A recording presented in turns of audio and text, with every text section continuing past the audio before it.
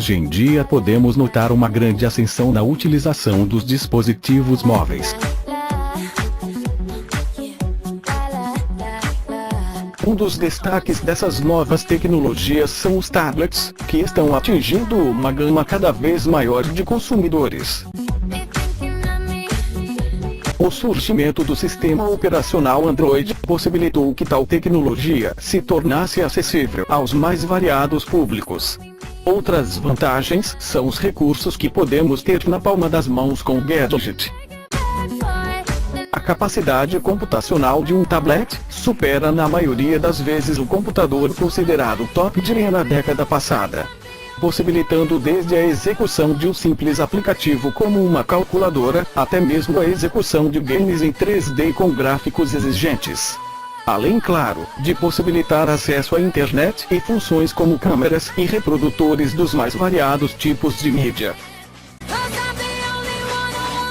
Mas e você? Sabe na prática como funciona um tablet? A seguir vamos demonstrar como funciona a arquitetura de hardware destes dispositivos.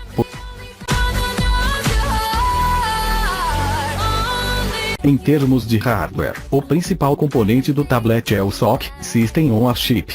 Um SoC contempla processador, vários tipos de memória, GPU, gráficos, e diversos padrões de conectividade, Wi-Fi, GPS, rádios para telefonia móvel, Bluetooth.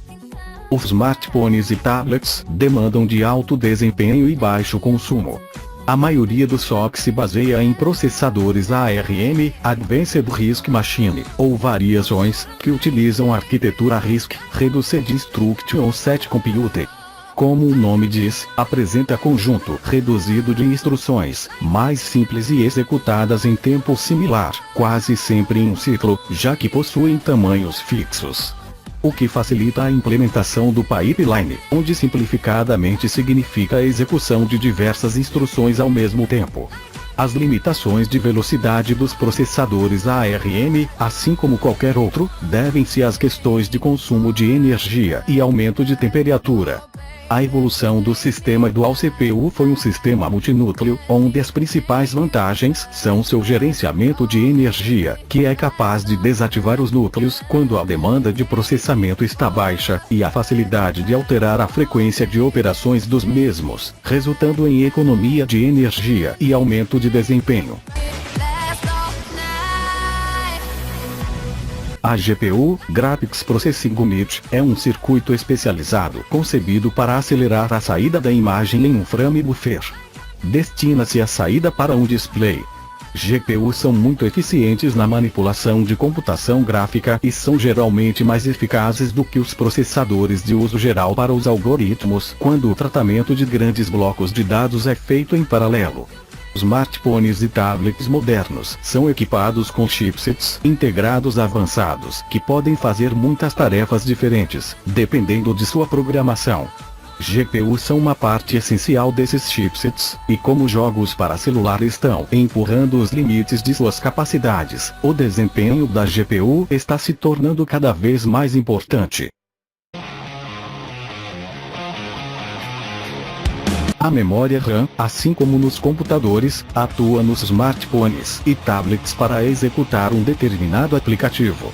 Cada aplicativo exige uma quantidade de RAM, por isso, quanto mais memória deste tipo no aparelho, melhor o desempenho. E é ela que, em conjunto com o processador, vai permitir, ou não, a execução daquele aplicativo ou game.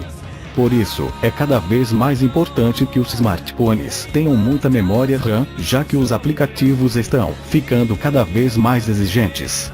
Atualmente os smartphones e tablets têm em média 2 GB de memória RAM. Diferente dos computadores, que possuem memória secundária de meio óptico, as memórias secundárias de smartphones e tablets são memórias eletrônicas, fabricadas de semicondutores. Devido ao alto custo da tecnologia utilizada, a capacidade de armazenamento de smartphones e tablets é bem reduzida. Alguns modelos top de mercado têm capacidade de cerca de 16 GB ou mais.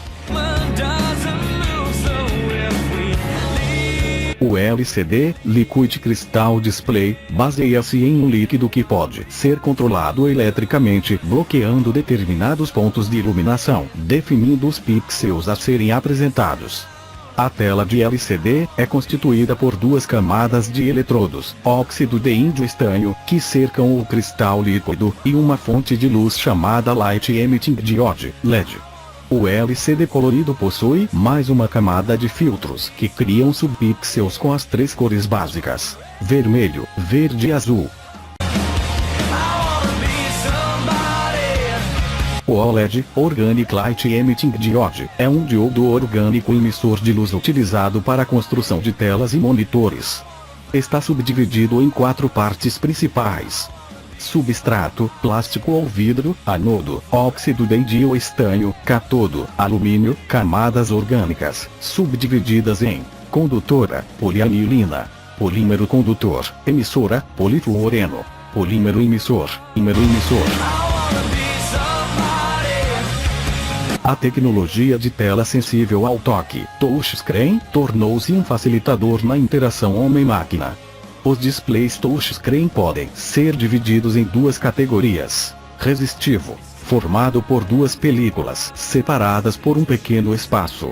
Quando o display entra em funcionamento, uma variação de tensão é aplicada na película superior, e quando ocorre um toque as 2 películas entram em contato, iniciando o processo de reconhecimento da posição. Capacitivo, formado por 2 camadas perpendiculares de materiais condutores e uma de material isolante, vidro. Essa tecnologia não utiliza a pressão do toque. Utiliza mais de uma configuração, sendo que, na configuração mais eficiente, suporta o multitouch, o reconhecimento de diversos toques simultâneos. As redes Wi-Fi funcionam por meio de ondas de rádio. Elas são transmitidas por meio de um adaptador, o chamado roteador, que recebe os sinais, decodifica e os emite a partir de uma antena. Para que um computador ou dispositivo tenha acesso a esses sinais, é preciso que ele esteja dentro de um determinado raio de ação, conhecido como hotspot. A rede sem fio transmite dados entre 2 ou mais pontos, estejam eles próximos fisicamente ou não, e pode ser usada para o acesso ao Wi-Fi da internet nos computadores, no Bluetooth dos celulares e até mesmo na transmissão de dados via satélite. GPS é a sigla para Global Positioning System, Sistema de Posicionamento Global. O que está por trás do GPS é um conjunto de 24 satélites, que giram em volta da Terra em 6 planos orbitais a cerca de 20.200 km de altitude. Assim, 24 horas por dia, há sempre pelo menos 4 satélites visíveis para cada aparelho receptor. 3 deles ajudam a dar a localização exata e um calibra o relógio do receptor.